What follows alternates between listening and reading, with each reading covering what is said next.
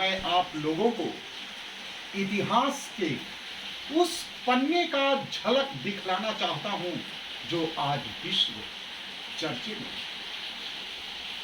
तो विश्व का एशिया कॉन्टिनेंट और एशिया कॉन्टिनेंट का दक्षिणी हिस्सा उस राष्ट्र के नाम को संबोधित करता है जो आज अमेरिका और चाइना और भारत तीनों उस ओर झुका हुआ है। तो राष्ट्र आप समझ गए होंगे मैं किस राष्ट्र का आज चर्चा करने जा रहा हूं। वो राष्ट्र है अफगानिस्तान। तो सर्वप्रथम मैं आपको ये बताना चाहूंगा कि अफगानिस्तान नाम कब से लिया गया इतिहास के पन्नों पर, अर्थात 17वीं शताब्दी के बाद।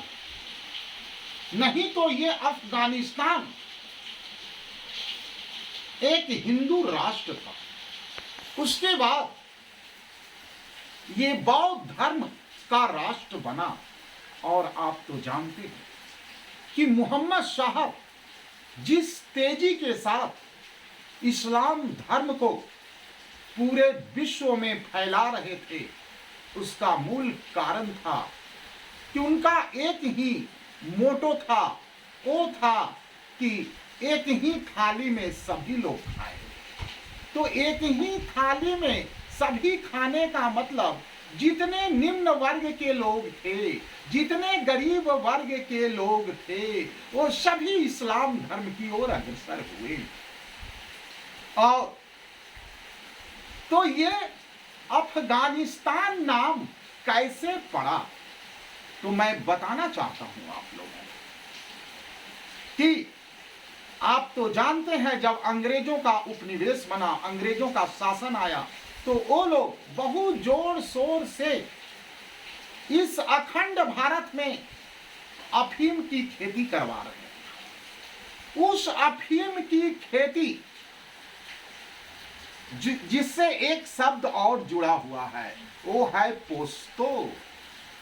अफगानिस्तान को पश्तूनियन ख्वाह के नाम से भी जाना जाता था, क्योंकि वहां के गरीब वर्ग के लोग सभी अफीम की खेती करते थे, पोस्तों की खेती करते थे, जिससे जितने वो लोग खेती करने वाले लोग थे, आज भी अफगानिस्तान में 42% लोग पश्तो भाषा बोलने वाले लोग हैं। तो ये पश्तो शब्द कहां से आया, एक साधारण सी बात है, आप समझ रहे होंगे। पश्तो यानी पोस्तो, और पश्तो भाषा बोलने वाले लोग पश्तूनिया कहलाएं, जिसे आप जानते ही हैं।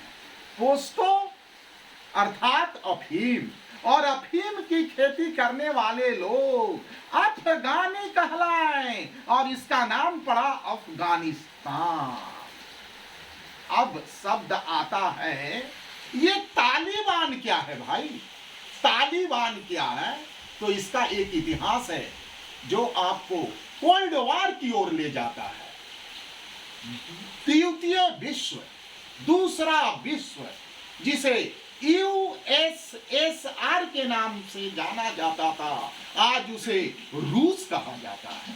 तो जिस समय यूएसएसआर अर्थात यूनियन सोवियत सोशलिस्ट रिपब्लिक, उस समय इसके अंतर्गत स्वशासित 15 गणराज्य थे, जिसके अंतर्गत तजिकिस्तान, तुर्कमेनिस्तान, उसी के पास में अफगानिस्तान था। उस अफगानिस्तान पर भी शासन कर रहा था यूएसएसआर, जो प्रथम विश्व अर्थात अमेरिका को अच्छा नहीं लग रहा था। तो अमेरिका ने चाहा, यानी प्रथम विश्व ने चाहा, ये कोल्ड वॉर का पीरियड है, चाहा कि मैं इस